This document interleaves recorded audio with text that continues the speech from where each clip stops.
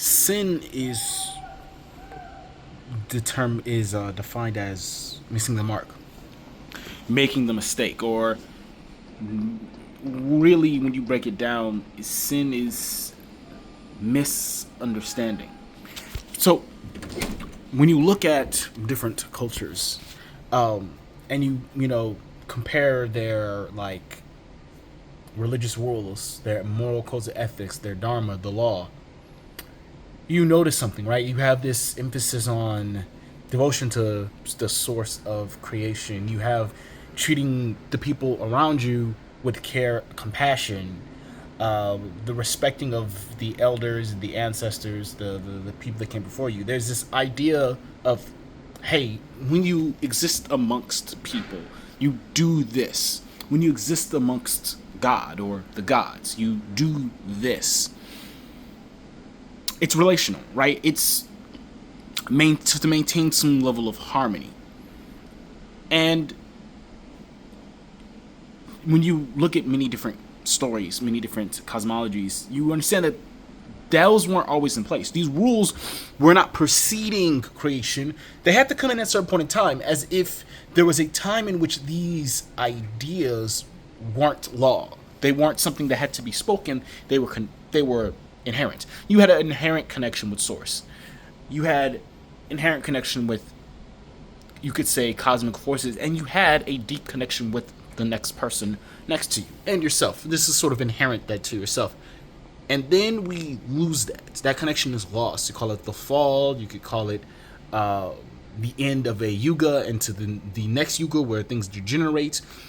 The different cycles that call the same thing, but there's a transition where these rules need to be enforced. And regardless of your belief systems about these things, I think there's a common note that we can say within society that change, when we look at humans, is the natural belief about ourselves and the faulty beliefs. That the sin entering the world, or the yugas going from Satya Yuga, Dwapara Yuga, Treta Yuga, and Kali Yuga, is a change from, one could say, being in your right mind, right, elevated, walking with gods, right, and then being in this fallen, you could say, material or 5D, not, you could say 3D, five senses state, where you only really can trust your five senses. You can't perceive the invisible. You don't really understand the mental. And this is the change, in my opinion, is through faulty beliefs. Sin is faulty beliefs, or the idea that we aren't unlimited, that there's something missing, right? That we need something outside of us to make ourselves more. And through that greed, we end up having less, right? That lack doesn't actually make us have more, it has to make us have less. When you have faulty beliefs, you are in sin. You are in separation, right? It's because sin is separation, right? You're in separation. But separation from what? Separation from who you truly are. You are a divine being. You are infinite. You are created from the infinite. However, the fall is the forgetting. You've forgotten your place. So then when you forgot, what do? You take on whatever's around you, right? You have to go and toil and work, cover yourself, because you now have limitation. And now you can see in your life why your life is like this. No matter how many millennia ago it happened, that happened with humans. Humans were in their right minds, naturally what they were supposed to be, and had really abilities that we would cause up to myth. Manifestation wasn't even a question. That was our natural state. And yet we forgot it, and forgot it, and forgot it, and forgot it.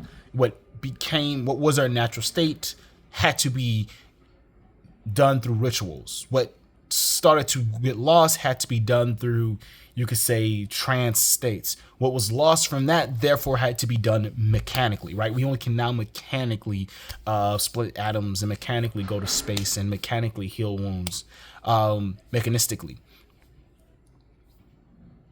And we have to mechanically make a living, physically make a living, physically go find a partner. We have to do things from the physical realm. This, you could say, dead realm. What do they call it? The upside in the chemic culture, it's considered the upside down world, right? We're the below. We're already, you could say, dead. Let the dead bury the dead.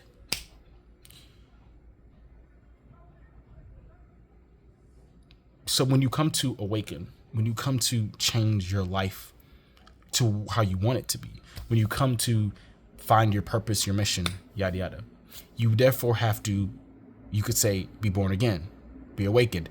They call it in Vedic terms, a twice born, a spiritual master, someone who is twice born. I find that interesting, that I found that when I was reading that, it was interesting because that sound very much like being born of the spirit, being born again. Understand that mentally, you leave the old man, the new man, the old man being the concepts, the identities, the egos of where you're coming from. You're coming out of darkness, right? This darkness is the physical world.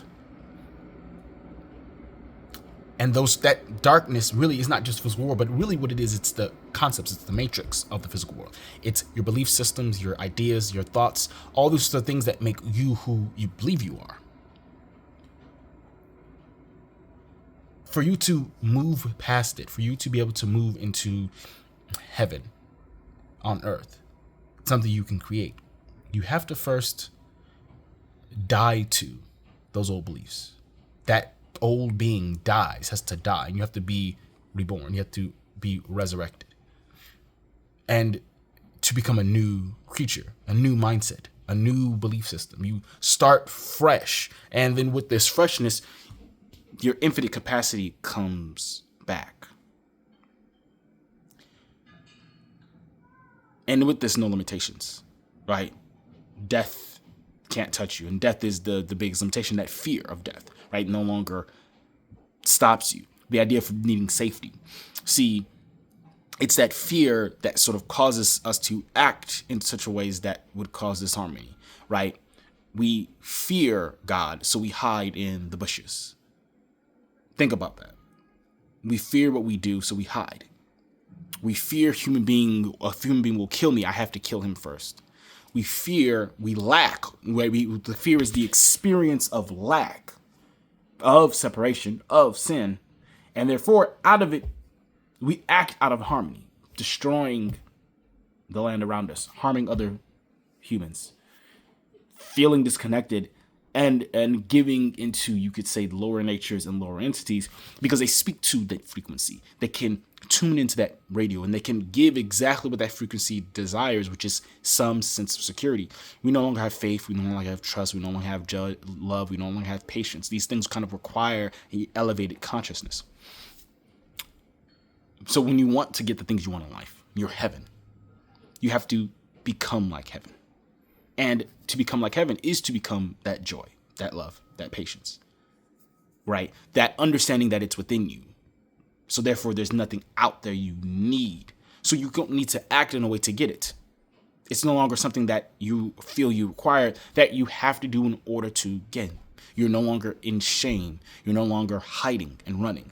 You can become full and open and honest, knowing that you're forgiven. I'm pulling this here, but I wanted to sort of kind of pull in, you could say, the common euphemisms of modern, you could say, Western culture, which has contributed a lot with Christianity, to get you to understand what it is to change, to renew your mind, to change your mind, to change your mindset, to change your frequency, to become something new. To change your identity, right? What they call the quantum shift and the quantum leap and the you can find these sorts of ideas in many different texts that are all pointing to many different truths, but we'll focus on this one truth, and that is how you live on earth.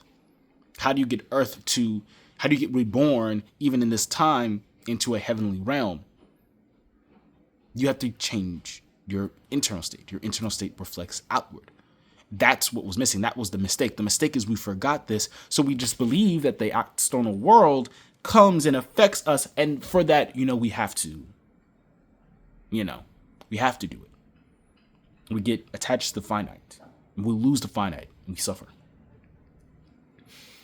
We mistake the limited for the eternal, and we give in to the passions. So, you can take this a religious way. You can take this as, okay, my moral ethics, my actions, or you can understand it from a deeper level. Oh, how I view the thing is what causes me. It's within the heart, anger within the heart, lust within the heart, pride within the heart, right? Internally, this internal thing that which denotes this idea that I lack something, so I need to make the gap, right? Lucifer thought he lacked something. It's that thought, that sort of creeping mistake, this mistaken idea. Faulty belief. Money is hard to get. Faulty belief. Sin. A misunderstanding, right? The birds, the birds neither sow in the fields nor store barley up to winter, yet the Lord is faithful enough to take care of them, provide for them. So and that's what Christ said. Yet we say money's hard to get. We have to really, really work super hard. You have to really save. You have to really, if you don't got it, you'll suffer and die.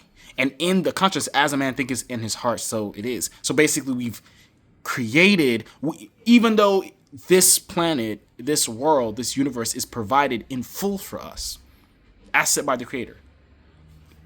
What we view, what we think, the lower. Our thoughts are not the thoughts of God, right? The thoughts of the low is the thoughts of the 3D, the thoughts of this world in which we're bombarded by desire, by which denotes lack, not desire from fulfillment. Oh, I desire to fulfill this, but desire from lack. You need this, so you have to do this.